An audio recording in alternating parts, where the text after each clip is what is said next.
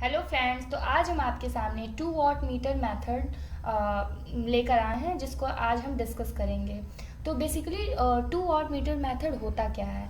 पहली बात तो वॉट मीटर क्या होता है, तो आप जान लीजिए वॉट मीटर जो होता है वो पावर का मेज़रमेंट होता है। ओके, पावर का मेज़रमेंट। अब पावर में क्या क्या चीज़ें होती हैं, जैसे कि आप जानते हैं P is equal to V I, ये हमारा किसके लिए होता है, डीसी के लिए। ठीक है, फिर P is equal to V I cos phi जब होता है, पावर फैक्टर जब इंक्लूड हो जाता है, तो ये हमारा सिंगल फेज एसी के लिए होता है, जो कि हम पावर से इसको डिनोट करते हैं। फिर अगर हम 3 फेज के लिए देखें तो यहाँ पे √3 VI कॉस फाई हो जाएगा, जो कि ये हमारा 3 फेज एसी के लिए होता है। तो बेसिकली इसी तरीके से अब हम ये पावर का पूरा मेज़र करना है, तो पावर का मेज़रमेंट हम वॉट मीटर मेथड से करते हैं, जिसमें ये हमारा एक मेथड है 2 वॉट मीटर मेथड। आपको नाम से ही पता चल रहा होगा कि 2 वॉट मीटर मेथड है, इसका मतलब कि 2 वॉट मीटर का यूज़ करेंगे। अब इसमें देखिए क्या होता है कि ये हमारा 1 वॉट मीटर हो गया और ये दूसरा वॉट मीटर हो गया। अब ये आप देख रहे होंगे स्टार कनेक्शन है। स्टार कनेक्शन में ये जो चीज़ें होती हैं तीनों, ये हमारा क्या है, लोड है।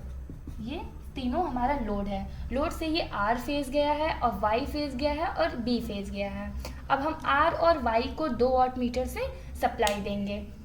अब देखिए वॉट मीटर मेथड में क्या होता है कि वॉट मीटर में 2 कॉइल होते हैं, तो 2 कॉइल्स जो होती हैं हमारी वो वॉट मीटर में होती हैं। पहले क्या होता है, हमारा करंट कॉइल होता है, तो करंट कॉइल हमारा क्या करेगा, करंट को मेज़र करेगा।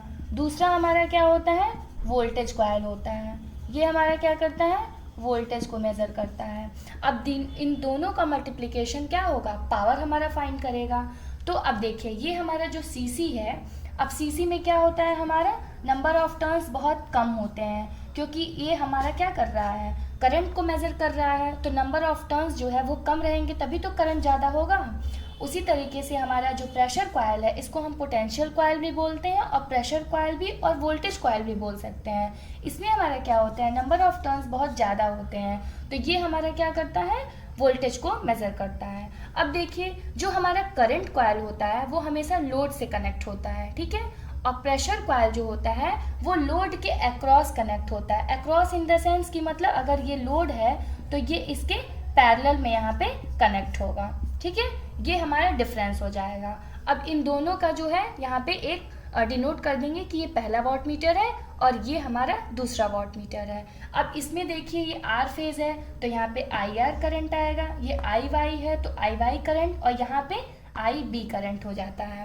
अब हम ये देखते हैं कि आर में जो जाने वाली धारा है उसके बीच अगर पोटेंशियल डिफरेंस मीन्स कि अगर हमको वोल्टेज फाइंड हो जाए और उसके बाद उसके बीच का फेज डिफरेंस, फेज एंगल पता चल जाए कि ये कितना एंगल यहाँ पे इसका पावर फैक्टर आ रहा है, तो हम क्या फाइंड कर सकते हैं, पावर फाइंड कर सकते हैं, जैसा कि हम आपको यहाँ पे बताए हैं P is equal to V I cos phi. तो अब हम इसको फेजर डायग्राम से देखते हैं कि इसका फेजर डायग्राम कैसे बनेगा और इसको हम किस तरीके से इसका मेजरमेंट करेंगे। अब ये देखिए हम फेजर डायग्राम इसका बनाएंगे कि कितने एंगल पे ये हमारा फेज डिफरेंस कैसे निकलेगा। तो अब जैसा कि हम जानते हैं कि यहाँ पे मान लीजिए हमारा वी आर है, ठीक है, वी आर मतलब कि यहाँ पे इसका बेस हो जाएगा। अब ये वी आर हो गया और यहाँ पे ये हमारा फेज एक होगा वी बी और यहाँ इसको हम वी वाई कर देंगे, इतना तो सबको पता होगा। अब इन तीनों का जो फेज डिफरेंस होता है हम जानते हैं 120 डिग्री पे होता है। अब हम करते क्या है, अच्छा एक चीज़ और जान लीजिएगा, जो हमारा वोल्टेज होता है वो हमेशा करंट से 30 डिग्री लीड करता है, ठीक है। तो यहाँ पे अब हमारा ये करंट यहाँ पे क्या हो जाएगा, 30 डिग्री लैग करेगा आई आर, ठीक है, तो ये कितना डिग्री कर रहा है, 30 डिग्री एंगल कर रहा है। अच्छा अब उसके बाद से हम क्या करते हैं कि यहाँ पे अब ये अगर हमारा यहाँ पे एक देखेंगे तो यहाँ पे 5 डिग्री जो है वो, अब ये देखिए हमारा जैसे फेज वोल्टेज है यहाँ पे, तो ये सब क्या है, हमारा फेज वोल्टेज है, लाइन वोल्टेज नहीं है ये। तो मान लीजिए हमको वी आर बी का निकालना है, जैसे कि ये वी और आर बी, मतलब ये दो फेज का हमको वोल्टेज निकालना है। तो इसका मतलब यहाँ पे कहीं ना कहीं V R minus V V हो रहा है। अच्छा, अगर मान लीजिए हमको वी और आर वाई के बीच निकालना होता तो क्या होता, V R minus V Y होता। तो उसी तरीके से अब यहाँ पे हमारा फेज एंगल ये हमारा कितना हो गया, थीटा एंगल हो गया। मान लीजिए इसको हम फाई भी मान सकते हैं, कुछ भी मान सकते हैं, फाई ही मान लीजिए। अब उसके बाद क्या होगा, ये हमारा यहाँ का ये जितना यहाँ जा रहा है उतना ही तो इधर हम खींचेंगे तो यहाँ हो जाएगा रेफरेंस एंगल। तो ये हमारा कितना हो जाएगा, अगर हम इसको यहाँ पे रिजल्टेंट निकालेंगे तो ये हमारा जो पूरा लाइन बन रहा है वो कितने बन रहा है, वी आर बी बन रहा है, जैसे कि हम यहाँ पे बताए हैं। तो ये हमारा क्या हो गया, रिजल्टेंट हो गया। अब मान लीजिए एक तो आपको निकल गया कि ये हमारा ये इतना है, अब ये फाई है तो ये पूरा कितना हो जाएगा, 30 डिग्री हो जाएगा कि नहीं। अब उसके बाद से हम इसको क्या लिख सकते हैं, यहाँ पे हम लिख सकते हैं cos 30 माइनस 5, ठीक है, ये हमारा एक हो गया। अब मान लीजिए उसी तरीके से हम v और dy के बीच निकालते हैं, ठीक है। तो v और मान लीजिए यहाँ पे तो b यहाँ पे हो गया, ये vb है तो यहाँ पे क्या निकलेगा, माइनस vb हो जाएगा, ठीक है।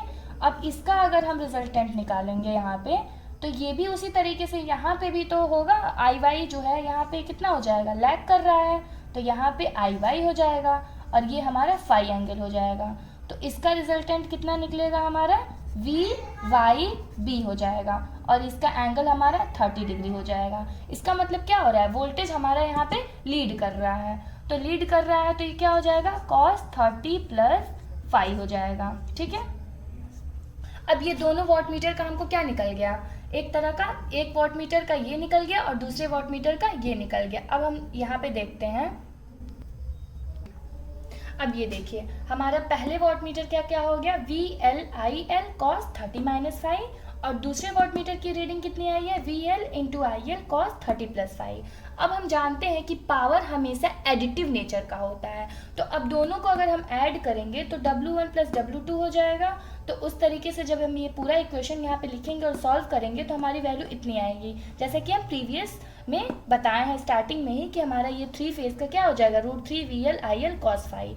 अच्छा, अगर मान लीजिए फेज हम 0 डिग्री रखते हैं, यहाँ पे 0 अगर डिग्री रख देते हैं तो ये हमारा क्या हो जाएगा, यहाँ 0 डिग्री है तो cos 30 और cos 30, तो ये हमारा क्या हो जाएगा, दोनों जो है हमारा वॉट मीटर की रीडिंग इक्वल आने लगेगी, क्योंकि हमारा ये 0 0 हो गया, तो VL IL cos 30 डिग्री हो जाएगा।